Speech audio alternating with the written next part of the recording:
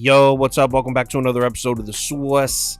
Not a great Friday night for us. Thank God the Rangers ended up winning in the 10th inning. That saved it from being like a historically awful night. Cleveland really killed me. Just Cleveland and the Mets actually were the two that really got me. But let's put it in the past and move on to Saturday. There's 15 games, but there's so many bad pitching matchups that I'm not seeing a ton of value to start off, but still, let's go through them. Welcome to the Swiss. The Swiss.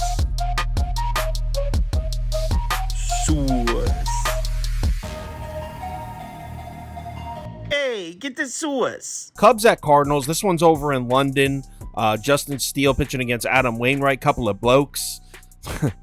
This one opens up as a pick on -110 across the board. Total opens up all the way up at 14.5. Let's take a quick look at the spreadsheet. According to the model, we're looking at 4-2 Cubs after 5 innings. Final score 6-3 Cubs. I'm skipping this one. It's at London. The total opens up at 14.5. We saw how weird those Mexico City games were. I just want nothing to do with this. I'm skipping it. Next game. Seattle at Baltimore. Bryce Miller pitching against Dean Kramer. Seattle opens up as -120 favorites here. Total opens up at 8.5. Let's take a quick look at the spreadsheet. We're looking at a slight lean on the Mariners here. 3-2 Seattle after 5 innings. Final score 5-4 Seattle. So like I said, Bryce Miller set to make the start here in Baltimore. He's coming off back-to-back excellent starts. He looked great in his last two. 2-0 with a 1.38 ERA and an 0.62 whip. Two dominant performances. But both those games were at home in Seattle. And they were also against the White Sox and Marlins. For a righty starter, that's not exactly a gauntlet. It's not exactly the toughest spot to pitch at home against the White Sox and the Marlins. In fact, if you take a look at his last two starts on the road, they were actually awful. 0-2 with a 10.38 ERA, a 1.73 whip. Definitely a bit concerning considering he's on the road here. To be fair, those starts were at Texas and at Atlanta. You can make an argument that those are two of the toughest places to go pitch right now. But this one's at Baltimore, and let's not pretend the Orioles haven't been hitting right-handed pitching because they got great-looking numbers in the last 14 days. Second in isolated power, second in OPS, second in WRC+. So I don't know if we can count on Bryce Miller's struggles on the road to stop here in Baltimore. Here are the last 4 righties to come into Baltimore and start against this Orioles lineup. Berrios was dominant. Absolutely. Can't take that away from him. He was out of this world. But if you take out that one, Chris Bassett, 3 innings, 8 runs. Carlos Hernandez, 1 inning, 3 runs. Brady Singer, 4 1/3 innings, 4 runs. So with the exception of Berrios, Baltimore's been handling these right-handed starters pretty well at home. But that brings us to the next question. Can we trust Dean Kramer here? Tough one. If you look at his starts since May 1st, you can see both his ERA and FIP numbers consistently hovering at 4 or below. That's good. Until we get to the Milwaukee start and the Cubs start. Dean Kramer got absolutely murdered by the Brewers in Milwaukee. And then the Cubs start in Chicago. Even though on paper it shows that he had a pretty decent start, his FIP numbers indicate that he had a lot of defensive luck behind him to keep his earned run numbers down. Dean Kramer's FIP has been up around 7 in 2 of his last 3 starts. That's seriously concerning. Now, the good news for Baltimore is both those bad starts, they were on the road.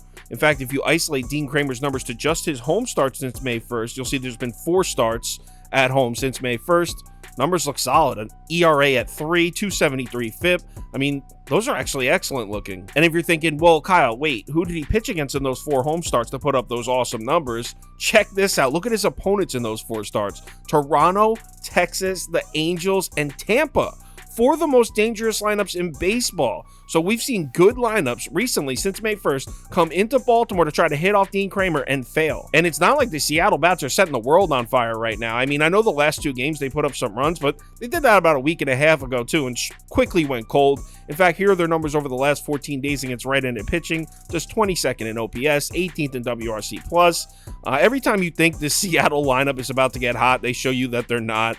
I don't trust them at all. I've made the mistake of getting suckered in and betting on this Mariners lineup, and I took a huge loss in that one of those Yankee Stadium games. You know what? It was the Garrett Cole game. I was like, you know what? We can count on the Mariners to get at least 2 or 3 here, and that should be enough to win. No, they couldn't touch Cole in that game. I'm by no means saying Dean Kramer is Garrett Cole, but I think Kramer can get these guys out, and I think Baltimore can get to Bryce Miller. So I like the O's in the first 5, but when you look at the bullpen numbers, Seattle is just terrifying right now, Ever since they got Munoz back from injury, the Seattle bullpen has been one of the best in baseball. So I'm going to go Baltimore first 5 money line at -105 next game. D-backs at Giants. Merrill Kelly pitching against Ryan Walker. No line open for this one yet. No total, nothing. Let's take a quick look at the spreadsheet. According to the model, we're looking at 3-1 Arizona after 5 innings. Final score 5-3 Arizona. Like I said, we don't have any line yet, so I'm going to wait until tomorrow on the live show for this one. But Merrill Kelly does always pitch well against the Giants, so that's an angle to start with. But I'll give out a pick for this one at 11 a.m. Eastern on the live show next game. Mets at Phillies. Carlos Carrasco, I think it's Carlos Carrasco, pitching against Christopher Sanchez. Phillies open up as slight favorites here, -115. Total opens up at 8. Let's take a quick look at the spreadsheet. According to the model, we're looking at 4-0 Phillies after 5 innings. Final score 6-3 Philadelphia. This is another game that I'm going to skip and wait for the live show because Action Network has Carlos Carrasco as the starter, but ESPN and MLB.com both have Max Scherzer as the starter. I don't want to handicap a whole game and then find out all that work was for nothing. So I'm going to wait on this one. I definitely will bet this game. I'm a Mets fan, as you know. Probably going to take the Mets because they've owned the Phillies as of late, except for last night, of course. But yeah, I'll give out a bet for this one on the live show next game. Rangers at Yankees. John Gray pitching against Luis Severino. This one opens up as a pick'em, -110 across the board. Total opens up at 8.5. Let's take a quick look at the spreadsheet. We got a heavy lean on Texas here. 4-0 Rangers after 5 innings. Final score 6-1 Rangers. So here are John Gray's last 7 starts. As you can see, absolutely dominant in 6 of them, 6 in a row. From May 8th to June 7th, he made 6 starts. Both his ERA and FIP numbers never even touched 4. They stayed below 4 this whole time. Extremely impressive. But then John Gray goes and gets absolutely shelled by Toronto last week. Now, your first reaction might be, okay, well, look at the chart. That's an outlier. Should regress back to the mean. He should go back to doing his thing like he was before that start. And there might be some truth to that. But then if you take a look at who he pitched against in that 6-game hot streak, check it out. Home versus St. Louis, home versus Seattle, at Baltimore. Now, that's a decent one, but this was in late May, back when the Orioles were slumping. Home versus the Rockies, at Oakland, at Seattle. So is that terrible start last week against the Blue Jays the outlier? Or is that just the first time John Gray's really been tested in about a month and a half? I think the answer is probably somewhere in the middle of that. The start against the Blue Jays where he got rocked, yes, that was the outlier, but at the same time, he's probably not as good as the production he was he was showing in the 6 starts leading up to that. Good news for John Gray, though. He gets yet another favorable opponent, the Yankees. And I'm kind of getting bored of going through these numbers over and over again. I'm pretty sure you get the point. But in case you haven't heard, the Yanks have been terrible offensively without Aaron Judge in the lineup. In the last 14 days, they're 7th in OPS and 28th in WRC+. Those are their numbers against right-handed pitching. So even though as a whole, I think John Gray might be a bit overvalued, I don't think there's any reason to think he doesn't go out there and get right back to where he was before the Toronto started and pitch well against this Yankees lineup. Now on the mound for the Yankees, we have Luis Severino, and I don't know if there's anyone that's more in desperate need of a good start than Luis Severino. He started off the season with 2 great ones. He looked great through his first 2 starts, but look at the numbers from his last 4: 9.16 ERA, a 2.04 WHIP, a 7.99 FIP. I mean, that's crazy bad. Now, to be fair to Louis, though, 3 of those last 4 starts have been on the road, and they were at Citi Field against the Mets, at Dodger Stadium, and that was back on June 2nd before the Dodgers started slumping, and then at Boston when the Red Sox were hot. So he's got a couple tough ones in there, but still, in his last home start, he got hit up by the White Sox. If you're a right-handed starter, you cannot be getting hit up at home by the White Sox this season. If he was struggling to get outs at home against the White Sox, how is he going to get outs against the Texas Rangers? Sure, the Rangers numbers on the road aren't quite as impressive as they are at home, but this still isn't a lineup you want to see if you're in desperate need of a good start. Look at the last 4 righty starters to pitch against the Rangers. 3 of them didn't even make it farther than 4 innings. Dylan Cease was able to put together a decent start against the Rangers, but he has great career history against them, so it was a good spot for him.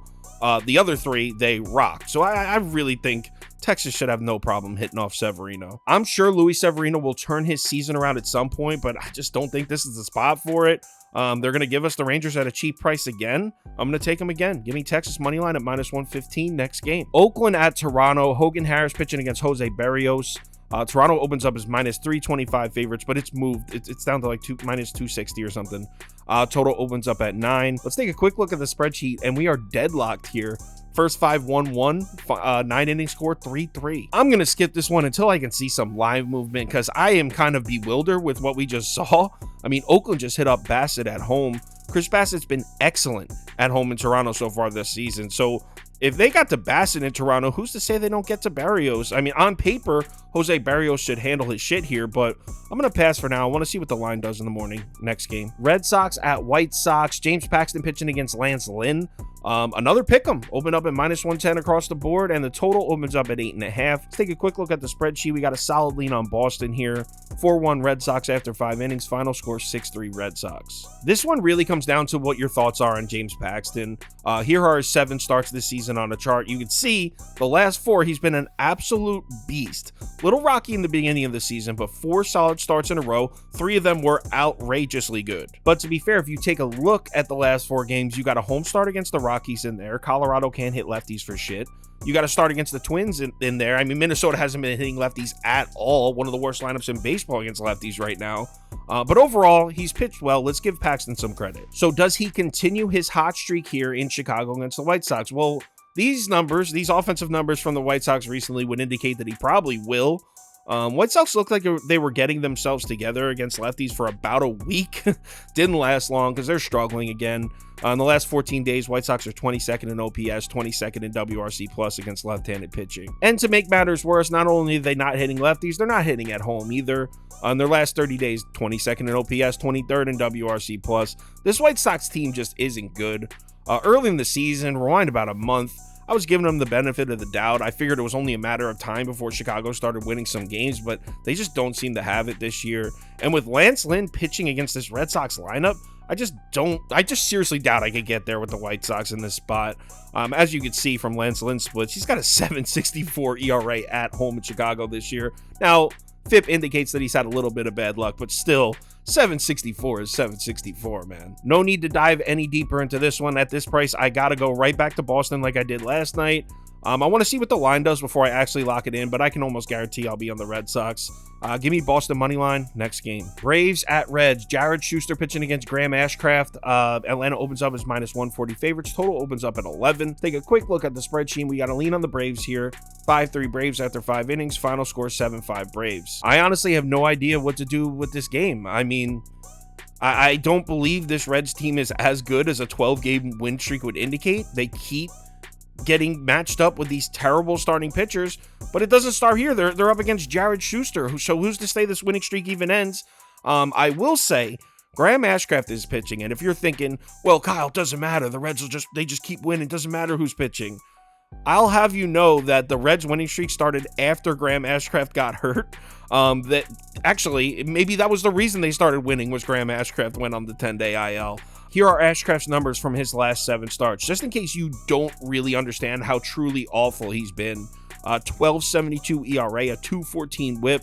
This man's straight up throwing home run derby out there. At least he was before he got hurt. He hasn't pitched in like 15 or 16 days.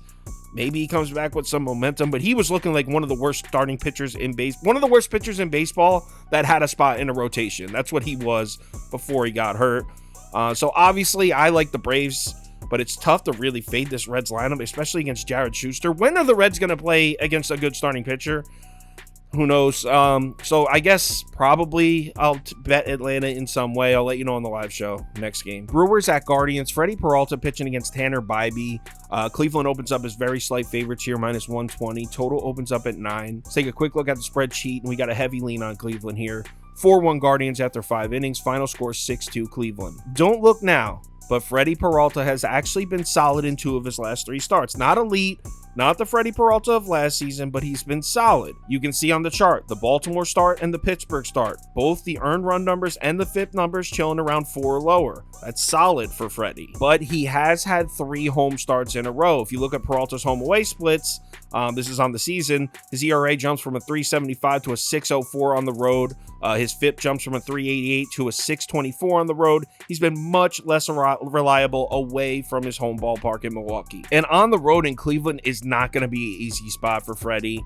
The Cleveland Bats may not be quite as hot as they were 2 weeks ago, but they're still hitting.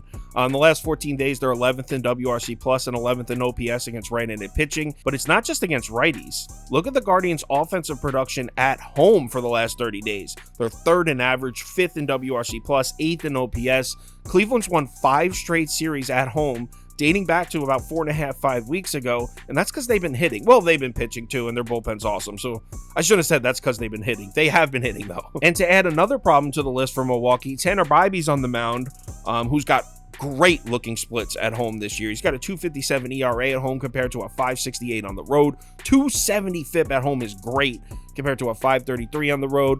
Combination of Tanner Bybee at home and these Cleveland Bats at home makes it really tough to get behind a Milwaukee Brewers bat here. And then again, we take a look at the bullpens and it's just no comparison. The Cleveland's bullpen is miles better than Milwaukee's.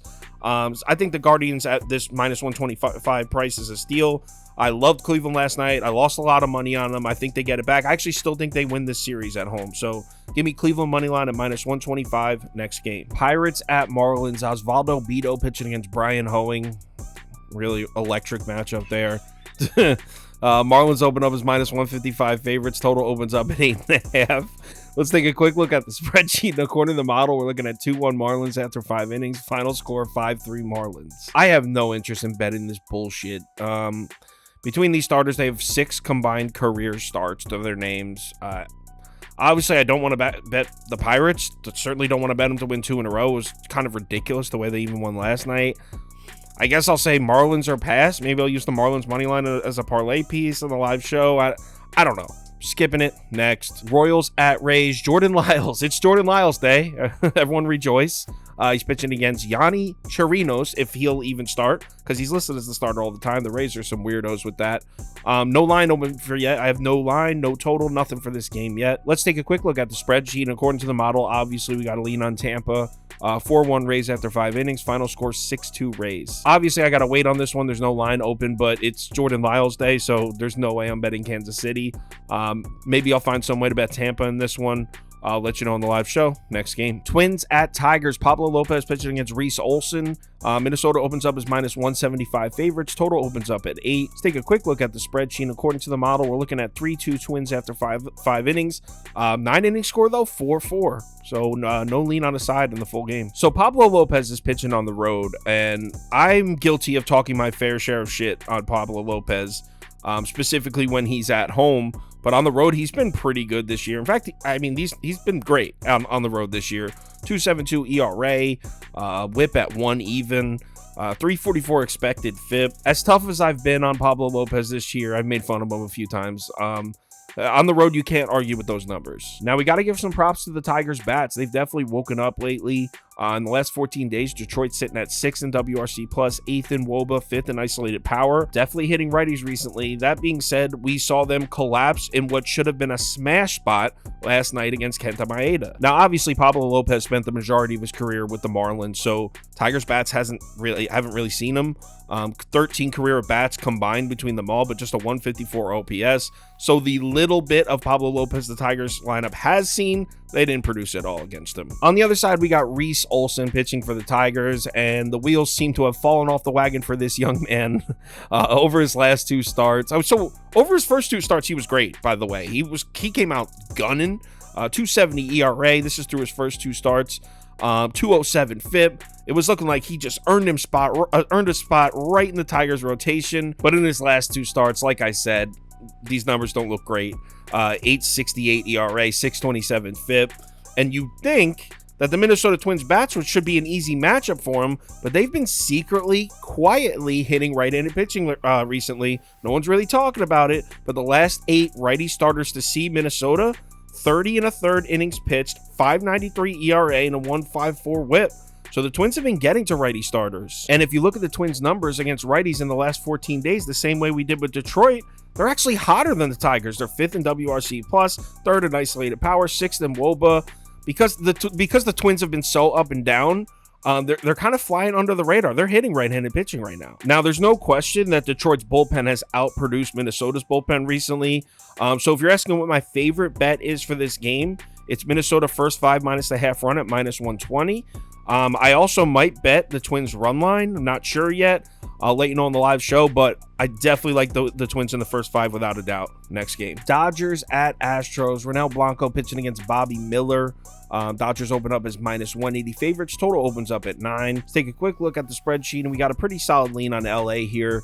4-1 Dodgers after 5 innings. Final score 6-3 Dodgers. It's Bobby Miller day. This is a pure play on Bobby Miller. Yes, he got rocked last start. He allowed 7 runs in just 5 2/3 innings. That was against a red-hot Giants lineup that stacked left-handed bats against them. Let's not forget the pure dominance we saw from this dude in his first 4 starts, an 0.78 ERA, an 0.83 whip, and a 2.19 FIP. And this is a beautiful spot for Bobby Miller today as he faces a Houston lineup that regularly starts 8 righties. That's perfect for him. Have you seen this dude's numbers against right-handed bats? An 184 WOBA, an 070 whip, a 213 FIP. He has dominated right-handed bats. Yes, the Astros bats have shown a bit of life lately, but I hate this spot for him on the road against Bobby Miller. On the other side is this kid Blanco, and admittedly, I don't know a ton about him. His numbers don't look great through 3 starts, 4.76 ERA, 370 WOBA, 153 whip, and a 692 FIP. That's high. Don't love that he's on the road either. If you combine all of his performances this year as both a reliever and a starter, on the road, he's got a 630 ERA, a 180 whip, 727 FIP. I mean, those are some awful looking numbers. I know the Dodgers bats look pretty dead lately, but this is still the Dodgers. And they're bound to wake up soon. I think Blanco gets hit up here. No real edge in the bullpens. Both have been pretty horrible, so no lean either way there. Like I said, Bobby Miller day. Just a bet on Bobby Miller. Dodgers minus 1.5 at plus 105. Next game. Nats at Padres. Josiah Gray pitching against what was supposed to be Michael Wacha. We don't know who's going to pitch now. Padres open up as minus 240 favorites. Total opens up at 9. Let's take a quick look at the spreadsheet. And according to the model, we're looking at 3-1 Padres after 5 innings. Final score 5-2 Padres. Gonna have to pass because we don't know who's pitching for San Diego right now. It was supposed to be Michael Wacha. Apparently, he's going to be skipped in the rotation because of some shoulder soreness, I believe. So as of right now, as I'm recording this, we don't know who's going to pitch. So I'll probably have a bet for this one on the live show tomorrow at 11 a.m. Next game. Angels at Rockies in Coors Field. Griffin Canning pitching against Chase Anderson. Angels open up as minus 175 favorites. Total opens up at 12. Let's take a quick look at the spreadsheet. According to the model, we got to lean on LA as expected. 5-3 Angels after 5 innings. Final score 8-5 Angels. So Griffin Canning did not start this season off great. Through his first 6 starts, he had a 6.14 ERA, 361 WOBA, 511 FIP. Seems to have found something a little bit in his last 5 starts with a 270 ERA and a 271 WOBA, 093 whip. Definitely better looking. But notice the forced 57 FIP. Not that different from his FIP in the first 6 starts, indicating that he's had some good luck. What these numbers tell me is he had some bad luck in the beginning of the year and some good luck in the last 5 starts. He's now set to pitch against a Rockies lineup that has some ugly looking numbers if you look at it from the last 2 weeks. 21st in WRC+, 16th in OPS. This is against right-handed pitching. So we got Griffin Canning trending upwards, or at least it looks like he is, against a Rockies lineup that's looking mediocre at best. Should be a spot to trust Griffin Canning, right? Well, hold on, because if you take a closer look at Colorado's offensive numbers, their recent numbers against right-handed pitching come on the road. If you isolate it to the last 30 days and look at specifically their numbers against right-handed pitching at home in Coors Field, they're actually 10th in WRC+, and obviously 2nd in OPS, 3rd in isolated power. They play in Coors Field. But that 10th in WRC+ takes into account the ballpark. So at home against righties, they really haven't been bad at all. In fact, they've been pretty good. The last 6 right-handed starters to visit Coors Field and pitch against the Rockies, 25 2/3 innings, a 771 ERA, and a 206 whip. And you want to know who those guys are?